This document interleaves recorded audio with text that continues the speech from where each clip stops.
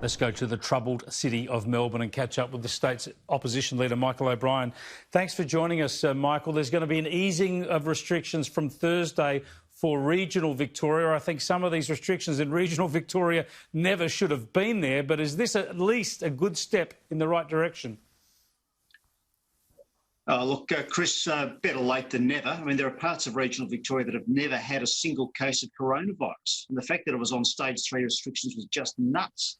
But that's Daniel Andrews. He caused the second wave through hotel quarantine. He's prolonged the second wave through bungled contact tracing. Now expects everyone to be giving him hosannas and saying hallelujah because he's now easing some restrictions that shouldn't have been in place in the first place. Well, I think he's been over the top, of course, but the argument he would put, and I've seen him and Brett Sutton put the Chief Medical Officer, is if you had lax restrictions in regional Victoria, that would have just been, an incentive for people from Melbourne to wander off into the bush where they could get a meal at a pub, etc. Well, Chris, Daniel Andrews has boasted about the ring of steel that he's put around Melbourne to actually stop Melbourne people from travelling to regional Victoria. Now, of course, the ring of steel is far more like a ring of marshmallow. So I understand why people from regional Victoria were a bit concerned. But the fact is you've got businesses that have closed down and will never come back. You've got jobs that have been lost and will never come back, and it was done unnecessarily. And this is the grievance that Victorians have with Daniel Andrews. He didn't do enough to stop the second wave, and then he's taken the wrong decisions to try and get us out of the second wave, and a lot of people have been hurt in the process. All right, I want to show you some images here of what Victoria Police have done in some community engagements in the last few days. There is some confronting vision coming up here for our viewers. First off, you see here police confronting protesters. This all unfurled in Victoria markets on Sunday, a really heavy-handed approach to deal with anti-lockdown protesters there. Then we saw yesterday shocking vision of a man being rammed by a police car and then his head stomped on. This was unrelated to lockdown, but very, very heavy measures from police that are now under investigation. That police officer suspended at the moment. And again, in an incident that was not related to lockdown, there was a police shooting today. Yet Daniel Andrews, when asked about this today, says there's no evidence, no issue of a cultural problem with Victoria Police. Here's the Premier. Victoria Police are out there doing very important work. They do it with professionalism, they do it with skill, they do it with a genuine concern to keep the community safe. I'm grateful to them, but where an individual incident occurs, which I don't think speaks to culture, where an individual incident occurs, it should be properly investigated. Now, I'm no police basher. I have a great admiration for them and I have sympathy for them in Victoria having to impose such draconian rules. But there's clear evidence of some overreach here, isn't there, Michael O'Brien? Don't we need to see some better explanation or perhaps some instructions just to change the tone, the level of their policing efforts?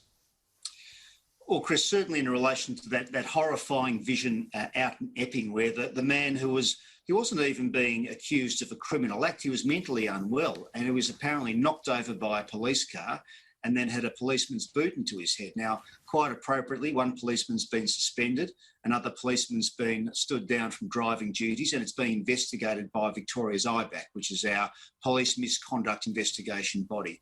That's appropriate. But even if you look at the shooting in Lilydale today, the police weren't equipped with tasers. And you do have to wonder, why has Daniel Andrews frustrated and failed to resource police properly with further non-lethal methods of dealing with matters? I understand that police have got a tough job. I understand it's a dangerous job, but our government should be resourcing police to be able to de-escalate matters in a way which has got as lower chance of risk of human life, both for police, but also for members of the public. And a taser in that situation, a man with a knife, a taser is the ideal. That's why police carry tasers. You're saying in this case none of the police had tasers? Correct. That's our advice in relation to the Lilydale shooting today. And in fact, the Secretary of Victoria's Police Association, Wayne Gatt, has called for police to be equipped with tasers. We took policies to the last state election saying we wanted to roll out tasers. Daniel Andrews would rather spend money on more sort of bureaucrats and pen pushers than actually giving our police the proper tools they need to be able to keep themselves and the public safer. You mentioned quarantine earlier, Michael. Some damning emails came out in the inquiry today. I'll just go to them now. They're from the Prime Minister's leading bureaucrat. He's Phil Gatt, the Secretary of the Department of Prime Minister and Cabinet, to the head of Daniel Andrews' department, Chris Eccles, saying on the question of assistance with security, the deal with New South Wales was provision of ADF personnel. I'm sure the Commonwealth would be willing to assist Victoria in a similar way if you wanted to reconsider your operating model. And there's another email back to Phil Gatt from Chris Eccles saying, thanks, Phil. So confirming he got that advice. It's open and shut. Victoria was offered ADF personnel to help with quarantine in April. Yeah, there's no doubt about that, Chris. And unfortunately, what this means is that Daniel Andrews is a liar. Andrews stood up before a parliamentary committee and he said there was no offer of ADF assistance on the table, and that is just completely untrue. Proven untrue by that email, and also proven untrue by an audio recording of the meeting of public servants at the at 4:30 p.m. on the 27th of March, the day that hotel quarantine decision was implemented by a national cabinet, in which an ADF person at that meeting said to the Victorian bureaucrats, well, Sydney hotels will have ADF people on down the corridors. You can have that too. And the answer was no thanks, but no thanks. Thanks so much for joining us, Michael. I appreciate it. Thanks, Chris.